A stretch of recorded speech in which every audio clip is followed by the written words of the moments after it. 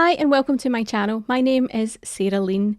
Today we're talking about one of those things that makes Terraform projects cleaner and easier to manage, the tfvars file. Now let's start with a simple idea. When you write Terraform code, one of the goals is to make that code reusable and scalable. That means you want to use the same configuration in your development, your test and your production environments without rewriting the code for each environment. If you're embedding details like region names, instance sizes, or tags directly inside your Terraform files, you end up replacing these values again and again, and that's where the tfvars file comes in. In the simplest of terms, a tfvars file is the place to define the values for your Terraform variables. You write the values of your variables in a tfvars file, and then Terraform picks up those values when it runs. This allows you to keep your main Terraform configuration clean while assigning values in one place for each environment. Now, the best way to show you how to use a tfvars file is to walk through some example code. So let's fire up Visual Studio Code and we can start to define an Azure resource group. Here inside Visual Studio Code, I have a main.tf file and I've defined things that will allow me to deploy an Azure resource group. Now, if we look at the resource block for my resource group, I've defined everything inside it. So I've defined the name of the group, the location, the region, the tags. That is all hard-coded inside of that. Now, in order to run this against multiple environments, I'd need to copy and paste this code and create multiple main files for each time. And this is duplicating code, ultimately wasting a lot of engineer time changing those hard-coded variables. So what we can do is actually make use of the variable file that Terraform supports. So we want to create variables for the resource group name, the location, and the tags. So if we switch over to my variables.tf file that I've written, we've got all my variables defined. I've got the variable name, I've got a description, I've got a type, and I've got a default value.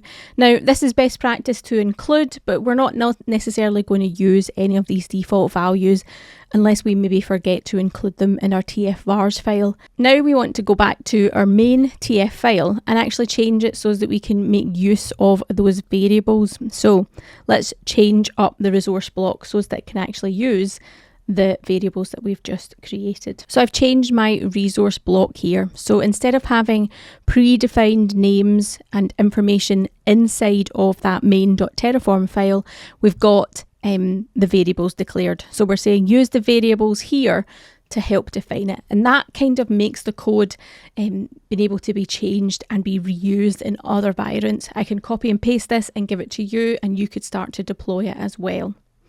Now, if we were to deploy the Terraform code, it would work fine and deploy an Azure resource group using all of the default values we defined in our variables.tf file.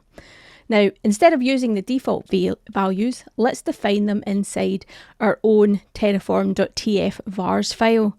So, if we create a new file inside our project folder called terraform.tfvars, we can say what we want all of these variables to actually be called and be used. So now that the file exists, if I run terraform plan or terraform apply, Terraform will pick up these values instead of using the defaults I set in variables.tf.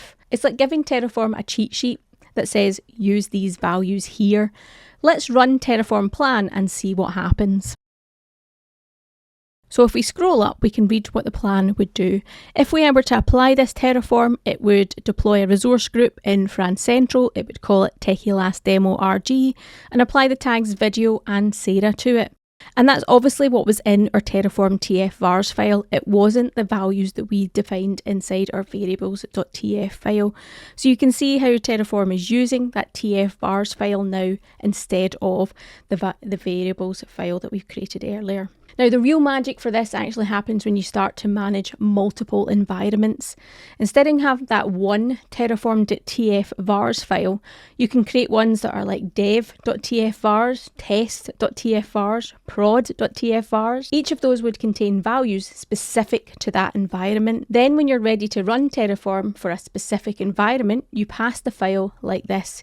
You say terraform plan -var -file equals, and then you say the name. So you'd say prod.tfvars. And then you would obviously do the exact same for apply. Let's try that in my test environment and see what happens. If I create a new file and call it prod.tfvars, I can then start to define what variables I wanted to use inside of this.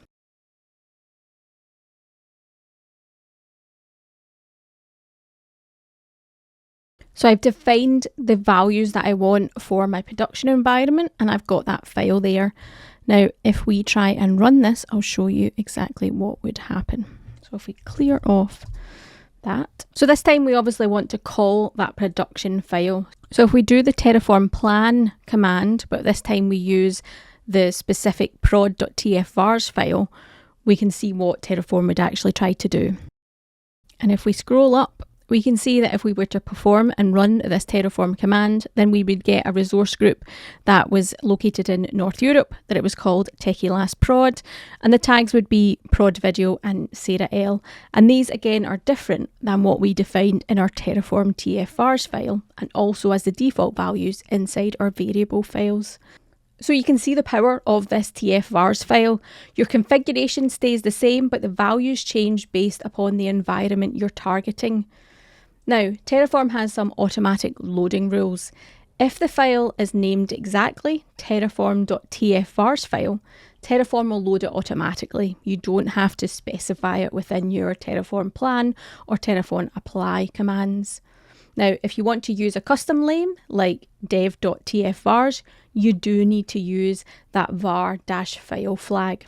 All right, so let's wrap this up. A tfvars file is simple but powerful. It's a way to separate variable values from your Terraform code. It keeps your configuration reusable, clean, and easy to manage across environments.